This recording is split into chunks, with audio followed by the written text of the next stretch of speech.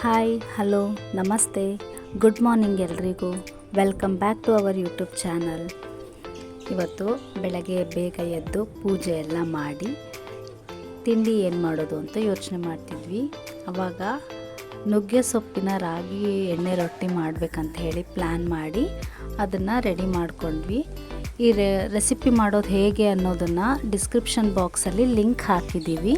ಅದನ್ನು ಚೆಕ್ ಮಾಡಿ ಒಂದು ಸಲ ಟ್ರೈ ಮಾಡಿ ಹೇಗೆ ಬಂತು ಅನ್ನೋದನ್ನು ಕಮೆಂಟ್ ಮಾಡಿ ತಿಳಿಸಿ. ದೊಡ್ಡ ಮಗಳು ಬಸ್ಸು ಬೆಳಗ್ಗೆ ಬೇಗನೆ ಬರೋದ್ರಿಂದ ಅವಳನ್ನು ಎಬ್ಬಿಸಿ ರೆಡಿ ಮಾಡಿ ತಿಂಡಿ ತಿನ್ಸೋಕ್ಕೆ ಅಂತ ಕೂರಿಸಿದ್ದೀವಿ. ಈ ಮಕ್ಕಳನ್ನ ಬೆಳಗ್ಗೆ ಬೇಗ ಸ್ಕೂಲಿಗೆ ಕಳಿಸೋದು ಅಂತ ಹೇಳಿದರೆ ತುಂಬ ಕಷ್ಟ.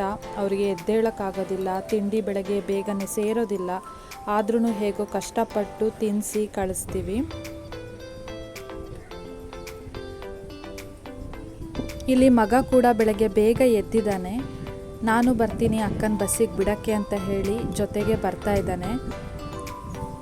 ಈಗ ತುಂಬ ಮಳೆಗಾಲ ಆಗಿರೋದ್ರಿಂದ ಹುಳಗಳು ಜಾಸ್ತಿ ಆಗಿದೆ. ಚಕ್ಲಿ ಹುಳ ಅಂತ ಹೇಳ್ತೀವಿ. ಆ ಹುಳ ಇಲ್ಲಿ ತುಂಬ ಓಡಾಡ್ತಾ ಇರುತ್ತೆ. ಅದನ್ನು ನೋಡಿ ಮಗ ಹೆದರ್ಕೊತಾ ಇದ್ದಾನೆ.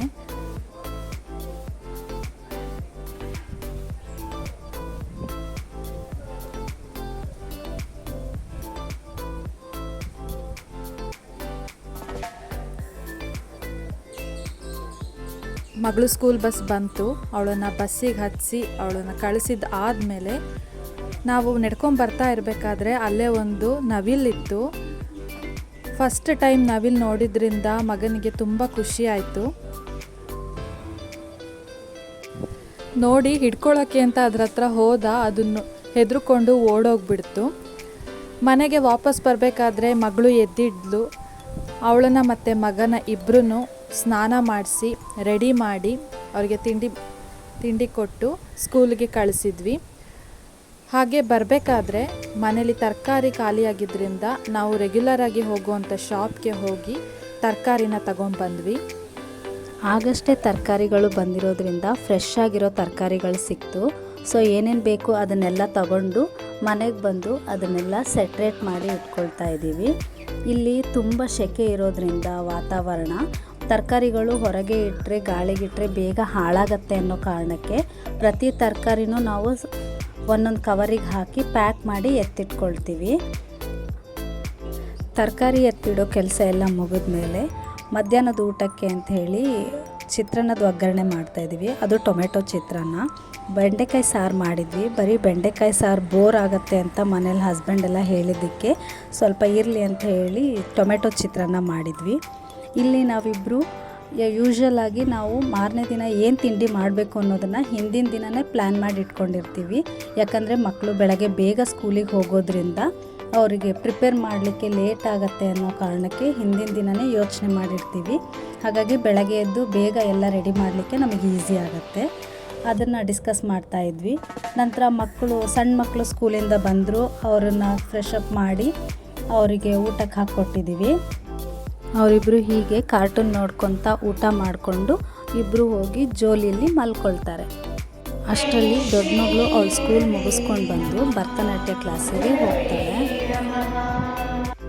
ಅವಳ ಕ್ಲಾಸ್ ಮುಗಿಸ್ಕೊಂಡು ವಾಪಸ್ ಮನೆಗೆ ಬಂದಾಗ ಸಣ್ಣ ಮಕ್ಕಳೆಲ್ಲ ಎದ್ದಿದ್ರು. ಅವರನ್ನೆಲ್ಲ ಕರ್ಕೊಂಡು ಶಾಪಿಂಗಿಗೆ ಅಂಥೇಳಿ ಡಿ-ಮಾರ್ಟಿಗೆ ಹೋಗೋಣ ಅಂತ ರೆಡಿ ಆದ್ವಿ.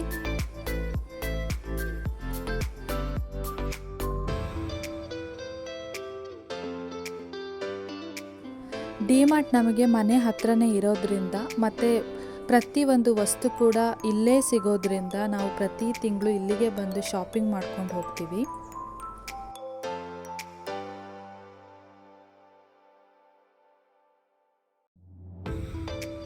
ಶಾಪಿಂಗ್ ಎಲ್ಲ ಮುಗಿಸ್ಕೊಂಡು ಬೇಕಾಗಿರೋ ಗ್ರಾಸರಿ ಎಲ್ಲ ತಗೊಂಡು ಹೊರಗಡೆ ಬಂದ್ವಿ.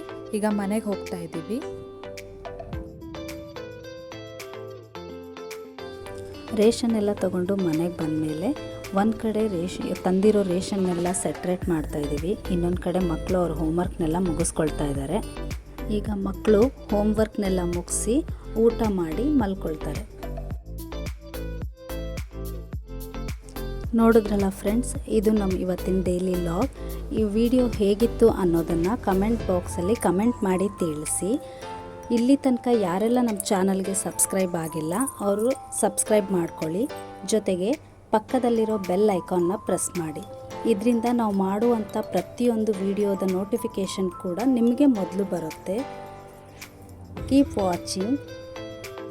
ಮುಂದಿನ ವಿಡಿಯೋದೊಂದಿಗೆ ಮತ್ತೆ ಸಿಗೋಣ. Thank you. Bye bye. Take care.